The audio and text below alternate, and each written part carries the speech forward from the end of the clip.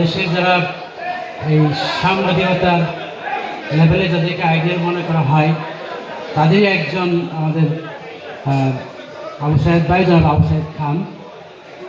এবং আজকে যারা মঞ্চে আপনারা উপবিষ্ট, আমি সবাইকে অ্যাড্রেস করছি না, এবং আপনারা বাংলাদেশের দূর দূরান্ত থেকে সবাই এসছেন।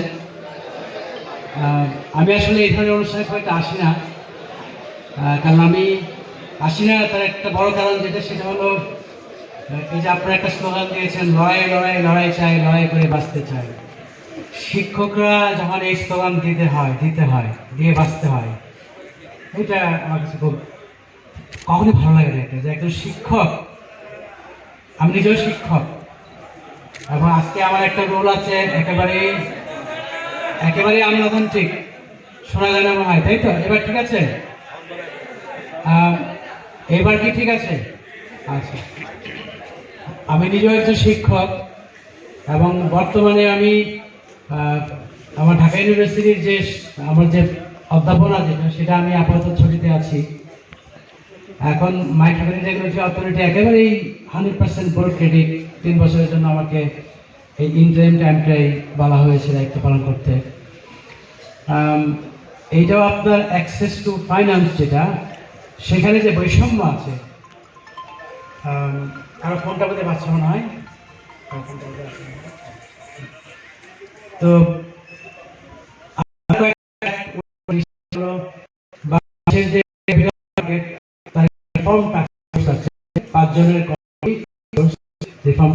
সেই 5 জনের মধ্যে কেউ চেয়ারম্যান নাই, সবাই মেম্বার, তো আমি একজন মেম্বার।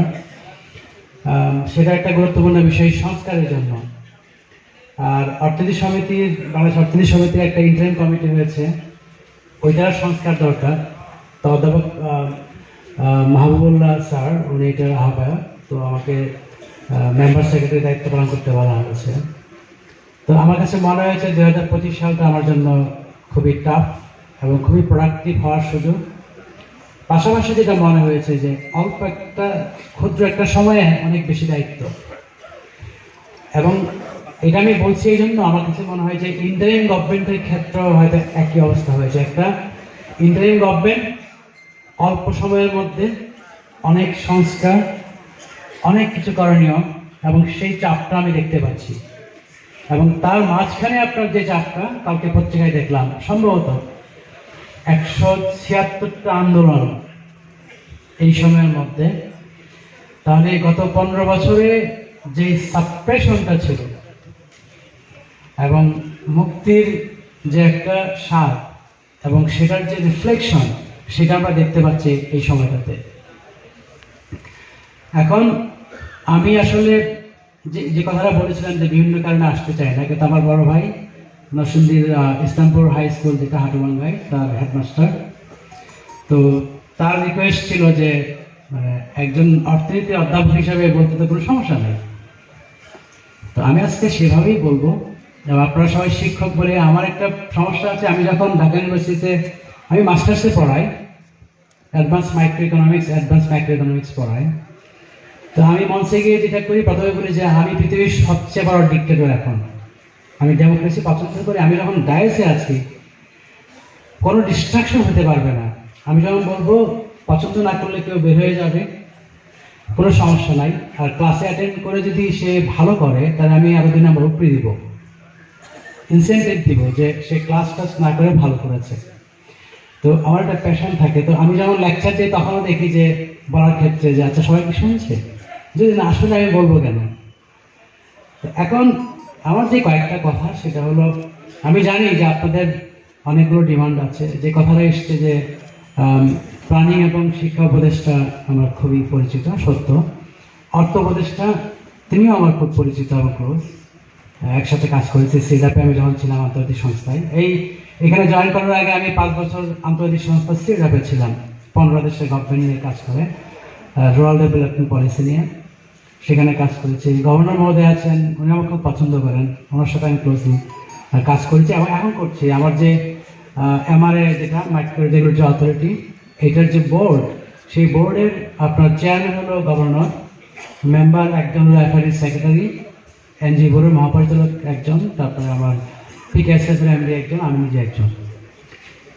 এখন গভর্নমেন্টের করতে হবে অনেক কিছু, এবং এই করাটা যে গভর্নমেন্টের পক্ষে চ্যালেঞ্জ চাইলেই করতে পারবে না, আপনাদের এই স্লোগানগুলিতে সেটা স্পষ্ট। যেমন একটা স্লোগান আছে আপনার, আমরা চাকরির জাতীয়করণ যেটা সেটা চাই, পাশেই কিন্তু আপনাদের লেখা আছে এখানে চিকিৎসা ভাতাটা সম্পূর্ণ চাই, পূর্ণাঙ্গ চাই।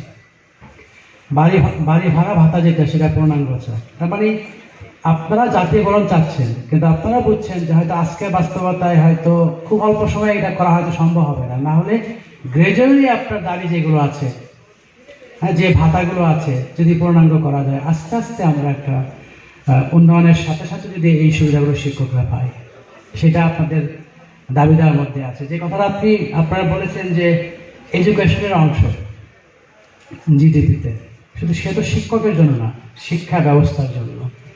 আমি এর আগে আপনার কলেজ বিশ্ববিদ্যালয়ের শিক্ষক সমিতি একটা আপনাদের আছে বোধহয়, আছে, তো সেখানে কয়েকবার আমি যখন অ্যাসিস্ট্যান্ট প্রফেসর, তখন বাজেট দেওয়ার পরে এই বাজেটের শিক্ষার যে আপনার বরাদ্দ সেটা নিয়ে বলতে বলা হয়েছে। তা আমি দেখেছি সেটা 2.2, 2.22, 2.23 এরকম জায়গায় আছে। তো ওখানে ঢাকার ডিক্লারেশনে একটা ব্যাপার ছিল যে জিডিপির 6% শিক্ষায় দেওয়ার ক্ষেত্রে গভর্নমেন্টের একটা আপনার অ্যাকসেপ্টেন্স কিন্তু আছে, গভর্নমেন্ট কমিট করেছে। কিন্তু প্রশ্ন হলো জিডিপির 9% বা 10% বা 9.5% যদি আমরা নিয়ে আসি এন্টায়ার বাজেটে, তাহলে 6% যদি শিক্ষায় দিতে হয়, তাহলে আপনার 60-70 বাদ দিতে হবে আপনার শিক্ষায়, প্র্যাকটিক্যাল না। কিন্তু জিডিপির 9-10% কেন বাজেটে, কেন সেটা 20%, 25% বা 30% না, সেটা একটা প্রশ্ন। যে যদি বাড়াইতে হয় আপনার সেই জায়গাটায় কিন্তু কাজ করতে হবে। তো আমি ওই যে আপনারা যে স্লোগানটা দিয়েছেন লড়াই চাই, আমি শুধু বলবো যে আপনারা অলরেডি মডিফাই করেছেন মনের মধ্যে থেকে, অবশ্যই আপনারা লড়াই চাইবেন বাঁচার জন্য, কিন্তু এই লড়াইটা দেশ গড়ার জন্য আরো শক্তিশালীভাবে কাজে লাগাইতে হবে। কারণ দেশটা না গড়তে পারলে এই বৈষম্য থাকবে, চিরদিন থাকবে। আপনার সন্তান, আমার সন্তান আবার ফাইট করবে। সেই দেশটা গড়তে গেলে যেটা হবে, যেটা আমি আবু সাইদ ভাই হয়তো ভালো বলবেন, এগুলো আমাদের কিছু ডিলেমা তৈরি হয়েছে ন্যাশনালি। সেটা একটা ডিলেমা হলো মার্কসিজমের একটা ব্যাপার আছে যে পুঁজিবাদের যখন বুনিয়াদ গড়ে ওঠে, লুটপাটের একটা ভূমিকা থাকে। তো তখনকার সেই তাত্ত্বিক সময়টা ছিল যে যখন লুটপাট করে দেশের মধ্যে রেখে এটাকে দেশের যে আপনার অর্থনৈতিক কর্মকাণ্ড সেখানে যদি ইউজ করা হয়। বর্তমানে কিন্তু উল্টো, যারা লুটপাট করছে তারা মনে করছে এই দেশটা আমার না, তারা মনে করছে আমি দেশে থাকবো না, আমি এই দেশের পলিসি মেকিং এ ভূমিকা রাখবো, সেই ইনফ্লুয়েন্স দিয়ে আমি এখান থেকে ড্রেন করে নিয়ে যাব। তাহলে কষ্ট করে যারা আজকে ডলার পাঠাচ্ছে, আপনার রেমিটেন্স পাঠাচ্ছে বাইরে থেকে, তারা হলো যারা মনে করে এই বাংলাদেশটাই তাদের দেশ, এখানেই তারা থাকবেন, এই দেশের পরে তাদের সন্তানরা থাকবেন। অতএব এই দেশটাকে গড়তে হবে বলে সব কিছু তারা নিয়ে আসছেন বাংলাদেশে। আরেকটা গ্রুপ যারা মনে করছে যে আমি সিঙ্গাপুরের সিটিজেন হব, বাংলাদেশের সিটিজেন আছি, বাংলাদেশের সিটিজেনশিপ ইউজ করে আমি ব্যাংকিং খাত লুটপাট করব, লুটপাট করার পরে আমি সেটা পাঠিয়ে দেওয়ার পরে যখন আমাকে ধরতে যাবে তখন সিঙ্গাপুরের গভর্নমেন্টকে দিয়ে আমি বিদেশি নাগরিক। এই বিশ্ব ভাইয়েরা কি করবে, আমি বিদেশি নাগরিক বলে আবার হুমকি দিবে যে বাংলাদেশের বিরুদ্ধে সে আইনগত ব্যবস্থা নেবে। তাহলে আমার এই যে আপনার পলিসি মেকিং, এই দেশ গড়ার যে ফোর্স, সেখানে সেই মানুষগুলোকে আসতে হবে যারা মনে করে এই বাংলাদেশটা আমার, এবং আমার পরে যে আমার 14 পুরুষ আছে তারা এই দেশেই থাকবে। সেরকম মানুষ যদি আপনার পলিসি মেকিং আসে, তাহলে এই দেশের টেকসই উন্নয়ন হবে। আর আপনার এই স্লোগান দেওয়া লাগবে না যে লড়াই করে বাঁচতে হবে। তো শিক্ষক যদি লড়াই করে বাঁচতে হয়, তাহলে অন্যদের কি অবস্থা? এবং এই শিক্ষক লড়াই করবেন বাঁচার জন্য, নাকি যেই মনন গড়ে তোলার কথা আপনার ছাত্রদের মধ্যে দিয়ে, যে ছাত্ররা দেশের নেতৃত্বে আসবে এবং দেশ চালাবে, তাদেরকে করবেন, কোনটা হবে? এবং আমরা জানি একসময় আমরা যখন ছোটবেলায় ছিলাম, সাইদ ভাইয়া যখন ছোট ছিলেন, তখন যে শিক্ষক আমরা দেখেছি, মডেল শিক্ষক বাড়ি বাড়ি ঘুরে গিয়ে যে এফোর্টটা দিতেন, এখন সেই নাম্বারটা অনেক কমে গিয়েছে। কারণ মানুষের সার্ভাইভালটা হলো প্রথম। আমরা একটু আগে বলছিলাম আমাদের চিফ গেস্টকে যে দেখেন 71-এ আমরা ওই বৈষম্য, আর্থিক বৈষম্য, তাই না? এই আপনার এত দূরে একটা কান্ট্রি, হ্যাঁ, তার সাথে আমরা করেছি যেটা আমাদের পার্ট ছিল, আমাদেরকে ডিসক্রিমিনেট করেছে। আর আজকে আমি দেখেছি যে বাংলাদেশের সিস্টেমে আপনি দেখেন 18 কোটি মানুষ যে সঞ্চয় করছে, সেই সঞ্চয়ের টাকা কোথায় যাচ্ছে? সেই সঞ্চয়ের টাকা যাচ্ছে আপনার এই ট্র্যাডিশনাল ব্যাংকে যাচ্ছে। সেই ব্যাংক বিগ বড়োয়ারকে আপনার ঋণ দিচ্ছে। সেই বিগ বড়োয়ার কি করার কথা? আপনার কর্মসংস্থানের ব্যবস্থা করার কথা। সেই কর্মসংস্থানে কি হবে? আপনার বাংলাদেশের প্রান্তিক মানুষের অংশগ্রহণ হবে, দায়িত্ব বিমোচন হবে। সেখানে আমরা দেখেছি কত বিশাল অঙ্কের টাকা বাংলাদেশ থেকে বের হয়ে গিয়েছে। আজকে আপনাদের টাকা যেটা ব্যাংকে রাখা আছে, ওয়াহিদ মাহমুদ স্যার দেখলাম বললেন যে কোন কোন ব্যাংকে রাখা হয়েছে, সেখান থেকে টাকা বের হয়ে গিয়েছে। ডেফিনেটলি টাকা ব্যাংকে আছে মানে গভর্নমেন্টকে সেটার জবাব দিতে হবে, ব্যাংক নিশ্চয়ই গভর্নমেন্ট ব্যবস্থা করবেন। কিন্তু এই যে সিস্টেম থেকে বের হয়ে যাওয়া বা বের করে নিয়ে যাওয়া, এই যে একটা লুটপাটের যে আপনার রিজাইন ছিল আপনার গত 15 বছর, তার সাফারার কিন্তু আমরা সবাই। এবং আজকে এই ক্যাটায় গভর্নমেন্টে বসে যারা দায়িত্ব নিয়েছেন, তারা কিন্তু সিরিয়াসলি আপনার এই প্রবলেম ফেস করছেন। এই যে লোকগুলো এখানে আছেন, আমি তো সবাইকে দেখি ওনারা সারা জীবনে চিন্তা করেছেন কিভাবে মানুষের জীবনযাত্রার মান বাড়ানো যায়। আর আজকে যদি ওনাদের হাতে প্রচুর সম্পদ থাকে, রিসোর্স থাকে, তাহলে দিতে সমস্যা কোথায়? কিন্তু আমি জানি, আমি একজন অর্থনীতির লোক হিসাবে আমরা অনেক সময় বুঝি যে সমস্যাটা কোথায়। এখন আপনি যে কথাটা বলছিলাম যে গত সরকারের একটা স্লোগান ছিল 2041 সালে বাংলাদেশের পার ক্যাপিটা ইনকাম হবে 16,000 টাকা। তারপরে সেটাকে রিভাইজ করে করা হয়েছে 12,500 টাকা পার ক্যাপিটা ইনকাম। এখন আপনার এই যে ভাওতাবাজিটা যেটা যে জায়গায় হয়েছে, যার জন্য আমরা সাফার করছি, সেটা হলো 2000 সালে আমাদের গভর্নমেন্টের স্ট্যাটিস্টিক্স ছিল 2020 সালে স্ট্যাটিস্টিক্স ছিল $2,000 আমাদের পার ক্যাপিটা ইনকাম। সেটাও এক্সাজারেটেড ছিল, বিঘে তৈরি করা হয়েছিল। আপনারা যারা অঙ্ক পড়ান, 9-10 অঙ্কে জন্ম দিতে আছে, পপুলেশন গ্রোথ যদি 1% হয় বছরে, কত বছরে পপুলেশন দ্বিগুণ হবে? ওই একটা সূত্র আছে না, 70 divided by percentage growth, 1% growth হলে 70 বছর লাগবে। একই জিনিস আপনার ইকোনমিক্স ক্ষেত্রে করা হয়েছে, যে বলছে যে পার্সপেক্টিভ প্ল্যান একটা আছে 21 থেকে 40 পর্যন্ত, 20 বছরের পার্সপেক্টিভ প্ল্যান। প্রতি বছর গড়ে আমরা 10% প্রবৃদ্ধি হবে অর্থনীতি। তার মানে এই 7 বছরের দ্বিগুণ হয়ে যাবে 10% প্রবৃদ্ধি হলে। তাহলে 20-এ যদি আপনার 2000 হয়, তাহলে 27 হবে 4000, আরো 7 বছর এক করলে 34 হবে কত আপনার 8000, আরো 7 বছর এক করলে 41 হবে কত 16,000। কিন্তু আপনি 16,000 হওয়া মানে কি, 2000 থেকে 16,000 যাওয়া মানে আপনার 8 গুণ হবে, তাই না? 8 গুণ হবে। অর্থনীতির সরল হিসাব যেটা বলে যে আপনার এই 2000 যদি পার ক্যাপিটা ইনকাম হয়, সেটা হলো আমার দেশে 2020 সালে মাথা পিছু প্রোডাক্টিভিটি হলো 2000 ইয়ারলি প্রোডাক্টিভিটি। তো প্রোডাক্টিভিটি যদি $2,000 হয়, তাহলে আপনি এটাকে 8 গুণ করতে হবে 16,000 যেতে চাইলে। তা এই প্রোডাক্টিভিটি বাড়ানোর জন্য আপনি কি করেছেন?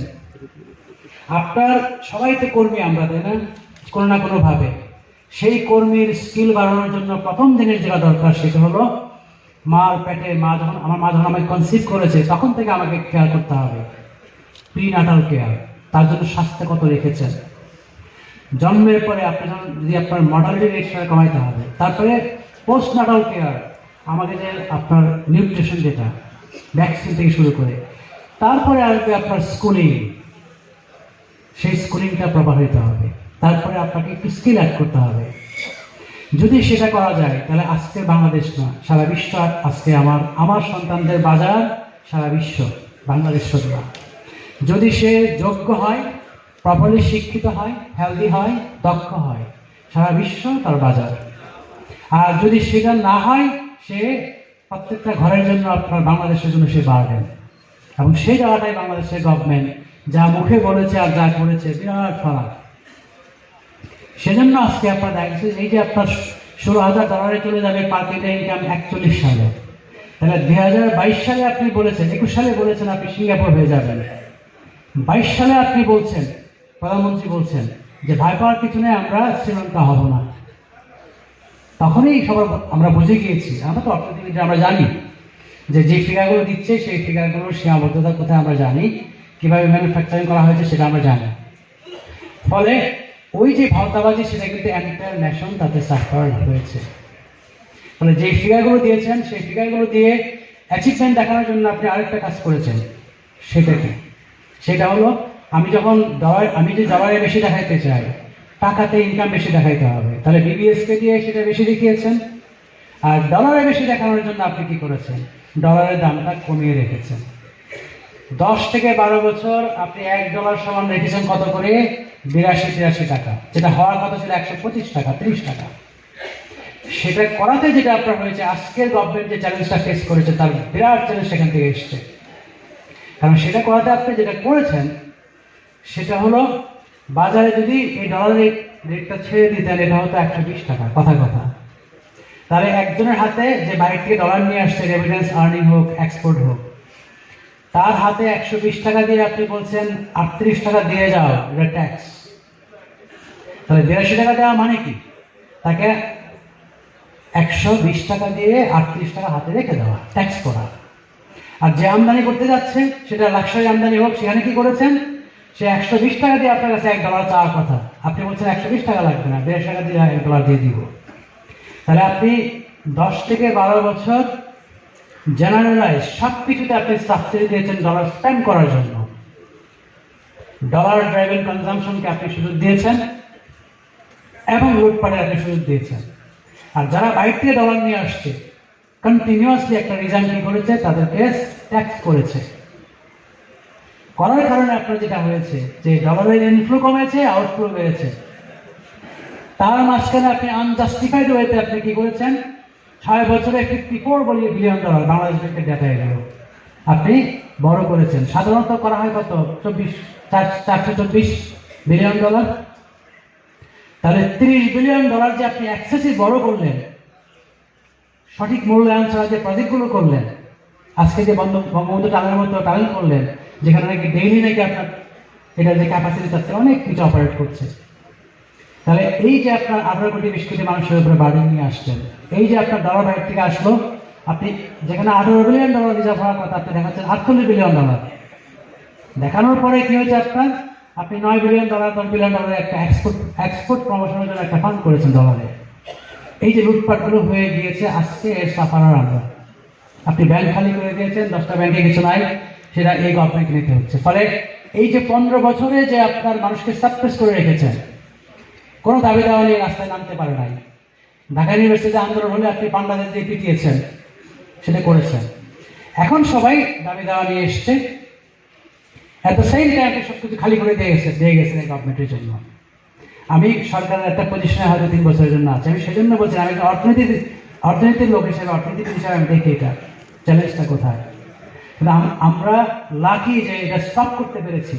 এই জুলাই অগাস্টে যে আন্দোলন, সেই আন্দোলনের কারণে এটার পার্ট আপনার ছাত্র জনতা সবাই, আপনারা সবাই এটার পার্ট ছিলেন। এবং এটার যে ফল সেটা আমরা যদি প্রপারলি নিতে পারি, তাহলে আমি মনে করি যে এই দেশটা সামনের দিকে সুন্দর করে আস্তে আস্তে স্মুথলি এগিয়ে যাবে। তারপর আমি জানি যে বিভিন্ন ধরনের প্রবলেম থাকে যেটা আমরা সেজন্য সলভ করতে পারছি না। এখন আমি একটু যদি অন্যভাবে বলি, তাহলে আপনাদেরকে বলেছি যে সিটিজেনশিপটা আসলে নাগরিকত্ব, একটা পাসপোর্ট যেটা, সেটা নাগরিকত্ব না। আমেরিকাতে আমি ছিলাম 11 বছর। অনেক মানুষকে আমি দেখেছি যে একটা আমেরিকান পাসপোর্ট নিয়ে তারা আমেরিকার ডিস্ট্রাকশন চায়। তাহলে পাসপোর্টটা একটা কাগজ না। বাংলাদেশের অনেক মানুষের বাংলাদেশি পাসপোর্ট আছে, তারা বাংলাদেশি না। তা আমি বলছি যে আমার নাগরিক যারা, তাদেরকে ওই যে আমি যে আমার ভাই জানে যে রাস্তার পাশে ঘরে শুয়ে বসে আমি দেখছি মেঘনা দিয়ে পাল তোলা যাচ্ছে, ছেঁড়া পাল, রঙিন পাল, সেগুলো দেখছি। এবং ওই দিগন্ত রেখার মধ্যে যে নেচার, মেঘনার পালের ছেলে আমি, আমাকে যেভাবে ওই পথঘাট মাঠের সাথে বেঁধে দিয়েছে আমার মনন, আমার আত্মা। সেজন্য 11 বছর আমেরিকা থেকে আমি যখন ওয়ার্ল্ড ব্যাংকে আফ্রিকা ডিভিশনে কাজ করেছি, সেটাও আমরা ধরে রাখতে পারেন। আমি আমার পিএইচডি শেষ 7 দিনের মধ্যে বাংলাদেশে আমি ব্যাক করে ঢাকা ইউনিভার্সিটি যেদিন আসছি 7:30 এয়ারপোর্টে এসেছি, 11:30 এয়ারপোর্টে জয়েন করেছি। এয়ারপোর্ট বলেছে 3 মাসে আমাকে ফর্মালাইজ করে দেবে, করে আমাকে এখানে করেছি অ্যাসিস্ট্যান্ট প্রফেসর হিসেবে। আমি বাইরে গিয়েছি, প্যাশন ছিল, চলে এসেছি। আমি চাই যে আপনারা যারা শিক্ষক, যারা গ্রাসরুট লেভেলে আছেন, আমি জানি এখন আপনারা ছাত্রদেরকে ওই যে ভালো হও, ভালো সৎ থাকো, এই জিনিসগুলো আগে যেভাবে শুনেছি এখন আপনারা কম বলেন। কেন? এই 15 বছরে আমাদের ইয়াং জেনারেশনকে প্রশ্রয় দিয়ে পলিটিক্সের জন্য যে ক্ষতিটা করেছে, অনেকদিন আমরা সাফার করব। এবং আপনার এই 15 বছরে প্রত্যেকটা সমাজের একটা ইনফ্রাস্ট্রাকচার থাকে এবং সোশ্যাল ক্যাপিটাল থাকে। আমার গ্রামে এমন কিছু লোক ছিল যারা কিনা সবসময় বলতো সরকার পার্টি করেন, এটা বলতো বদনাম ছিল, কিন্তু ওনারা সবসময় সমাজে যে কোনো ধরনের ফাউল প্র্যাকটিস থাকলে সবাই ভয় পেত। আমার গ্রামে একজন ছিল চান্মিয়া চাচা, চান্মিয়া সাহেব চেয়ারম্যান। কোথাও কেউ কিছু করলে ভাবতে যে উনি ধরবেন আমাদেরকে, যেই পলিটিক্সে হোক না কেন। তারা ছিল সমাজের ওই কাঠামোর মধ্যে সোশ্যাল ক্যাপিটাল। সেটাকে আমরা এই 15 বছরে আমরা ডেস্ট্রয় করেছি। ওই গ্রাসরুট লেভেলে পলিটিক্স নিয়ে মাদক টাদক বিভিন্ন কিছু দিয়ে যার হাতে টাকা আসছে, তাকে আমি কি করলাম, কিছু টাকা নিয়ে নেতা বানিয়ে দিলাম। এই ডেস্ট্রয়গুলো আমরা অনেকদিন সাফার করবো। এবং এই শিক্ষকের মর্যাদা আপনার গ্রাসরুট লেভেলে যেভাবে নষ্ট করা হয়েছে, এই যে আপনার যে কমিটিগুলো আছে সেখানে আপনি ওয়েবসাইটে কয়েকদিন বলেছি আমি যে স্যার এই জায়গাগুলোতে আপনি একটু এদের যোগ্যতা বাড়ান, কারণ যারা এখানে বসছে। এবং আমার পাশে আমার গ্রামে যে হাই স্কুল আছে, সে হাই স্কুলে প্রাইমারি স্কুল পাস করতে পারে নাই, আমার কাছে এসে বলতেছে সে অনেক চেঞ্জ করে ফেলতেছে। আমি দেখতে পাচ্ছি কি হচ্ছে। আমার কথা হলো যে মাস্টার ডিগ্রি পাস করে যে শিক্ষকতা করছেন, তার জন্য কতটা আপনার এটা কতটা পীড়াদায়ক। এই লোকগুলো গিয়ে যাচ্ছে তাই ভাবে তাদেরকে কন্ট্রোল করার চেষ্টা করবে, তারা শিক্ষা সম্পর্কে ধারণা নাই, তারা এখানে নেতৃত্ব দিবে এবং পাওয়ার দেখাবে। এটা তা আমার কাছে মনে হয় সময় এসছে সে জায়গাগুলোকে চেঞ্জ করা। আর শিক্ষার একটা বড় জিনিস যেটা, সেটা হলো আমরা অনেকগুলো জিনিসের মধ্যে একটা হলো মানবিকতা তৈরি করা। মানবিক মানুষ, যেটা মানুষ মানে মানবিক হওয়ার কথা, কিন্তু আমি দেখেছি যে আমরা অনেক ক্লাস করেছি। তারপরে হলো যে আমার প্রোডাক্টিভ সিস্টেমের জন্য তাদেরকে যোগ্য করে তোলা, সেটা আমরা দেখতে পাচ্ছি আমরা পাচ্ছি না। আগে একটা বিষয় ছিল যে শিক্ষা একটা ক্যাপাসিটি বা ক্যাপাবিলিটির সিগন্যাল দিবে, যে একটা ছেলে ভালো রেজাল্ট করেছে মানে কি সে অন্যের থেকে ভালো। একটা পর্যায়ে আমি কি দেখলাম, লাখ লাখ জিপিএ আমি প্রডিউস করলাম। আমি ঢাকা ইউনিভার্সিটিতে আমি অ্যাডমিশন আমরা টেস্টে দেখতে পাচ্ছি ডাবল জিপিএ 5, একজন ফেল করছে আরেকজন একজন শীর্ষে আছে। ফলে আমি ডাবল জিপিএ 5 দিয়ে আমি বুঝতে পারছি না সে কি নিকৃষ্ট ক্লাসের নিকৃষ্ট স্টুডেন্ট নাকি বেস্ট স্টুডেন্ট কোনটা। তাহলে শিক্ষা বা এই যে শিক্ষার মধ্যে যে আপনার রেজাল্ট যে একটা সিগন্যাল দিত, যে ভালো রেজাল্ট মানে ভালো ছাত্র মানে মেধাবী, মেধার রিফ্লেকশন, সেই জায়গাটাও আমরা ফেল করেছি। ফলে এখন যে এই শিক্ষার সাপ্লাইটা আসবে তার থেকে, শিক্ষক থেকে, তিনি যে সাপ্লাই দিবেন মাথা স্থির রেখে, তার জন্য একটা মিনিমাম প্যাকেজ আমরা নিশ্চিত করতে পারছি না। এরপরে আপনার যারা শিক্ষা নেবে তাদের ক্ষেত্রে তারা এখন জ্ঞান চাচ্ছে না, তারা দেখছে যে সমাজের আশেপাশে ভালো শিক্ষিত না হয়ে, ভালো চাকরি না করে, ধান্দাবাজি করে তো অনেক কিছু করে ফেলছে। তো এই যে আপনার দুষ্টের যে আপনার পালন, আমি মনে করি যে আমরা এই ফেজ শেষ হয়েছে। আমরা চাই যে ভালো মানুষ যারা তারা বিভিন্ন পর্যায়ে আসবে, এবং এই স্কুল থেকে আপনারা কলেজ থেকে ইউনিভার্সিটি থেকে আমরা সবাই ভালো মানুষের প্রডিউস করার জন্য ভালো মন্ত্র দেওয়া এইগুলি করব। হয়তো আপাতত আমরা চাপে আছি, অর্থনৈতিকভাবে চাপে আছি, আস্তে আস্তে আমরা কাটিয়ে উঠবো।